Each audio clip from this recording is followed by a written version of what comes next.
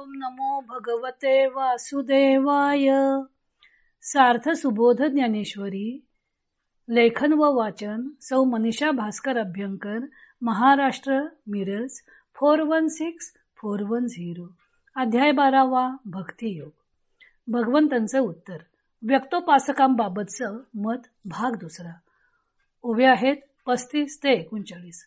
भगवंतांनी युक्ततम असणाऱ्या भक्ताची कोणती लक्षणं आहेत ते दुसऱ्या श्लोकात सांगितलं होतं.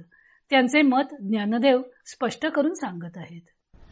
तरी अस्तु गिरीची या उपकंठी, रिगाली या रविबिंबा पाठी, रश्मी जैसे किरीटी संचरती गा.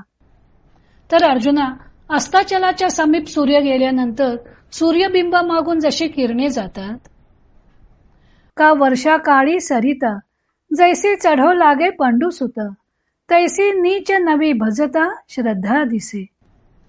अर्जुना, ज्याप्रमाणे पावसाळ्यात नदीचे पाणी रोज वाढू लागते, त्याप्रमाणे माझे भजन करीत असताना माझ्या भक्तांचे मजविषयीचे प्रेम नित्य नवे वाढणारे दिसते. परी ठाकिली याही सागरू, जैसा मागीलही यावा अनिवारू, तीये गंगेची ऐसा पडिभारू प्रेम भावा.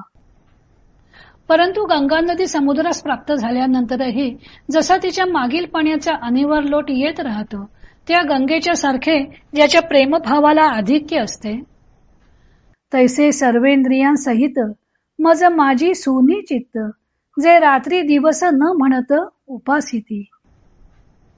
तसेच रात्र आणि दिवस असे काही न म्हणता सर्व इंद्रियांसहित माझ्या स्वरूपी दृढ अंतःकरण ठेवून माझी उपासना करतात.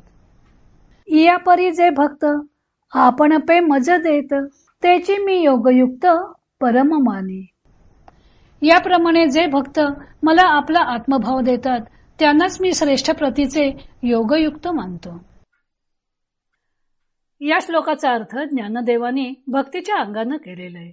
त्यातील 3 ओव्यात त्यांनी 3 दृष्टांतांच्या सहाय्याने भक्तीची लक्षणं सांगितलेली आहेत. पहिला दृष्टांत आहे सूर्यकिरणांचा. सूर्य अस्ताचलाला गेल्यावर त्याच्या पाठोपाठ त्याचे किरणही जातात. किरणांना सूर्य वाचून दुसरी गती नाही. ते जसे सूर्याशी अनन्य असतात, त्याप्रमाणे भक्त आपल्या उपास्याशी अनन्य असतात. अनन्यता हे भक्तीचे लक्षण ज्ञानदेवानी सूर्य आणि त्याचे किरण या दृष्टांतातून स्पष्ट केलं. दुसरा दृष्टांत आहे नदीचा. नारदांनी आपल्या भक्तिसूत्रामध्ये प्रतिक्षणम वर्धमानम असं भक्ताच्या प्रेमाचं स्वरूप वर्णन केलेलं आहे. ते ज्ञानदेवाने पावसाळ्यात दुथडी भरून वाहणाऱ्या नदीच्या उदाहरणानं स्पष्ट केलेले आहे. वर्षाकाळी नद्या उफाळून वाहतात, त्याप्रमाणे अशा भक्तांची श्रद्धा ओसंडून वाहत असते. श्रद्धा, प्रेम ही भक्तीचीच रूपं आहेत. समुद्राला भरती ओहोटी असते, तसे भक्ताचे प्रेम अथवा भक्ती नसते. म्हणून ज्ञानदेवाने पावसाळ्यातील नदीचा दृष्टांत दिलेला आहे. ती नित्य वाढती भक्ती असते.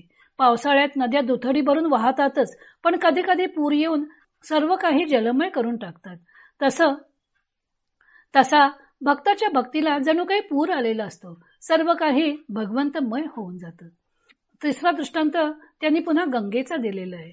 गंगा नदी एकदा समुद्राला मिळाली तरी मागून पाण्याचा अनिवार्य लोट येतच असतो व ती समुद्राला पुन्हा पुन्हा मिळतच असते. या उदाहरणातून त्यांनी आत्यंतिक श्रद्धा कशी हवी ते सांगितलेले आहे.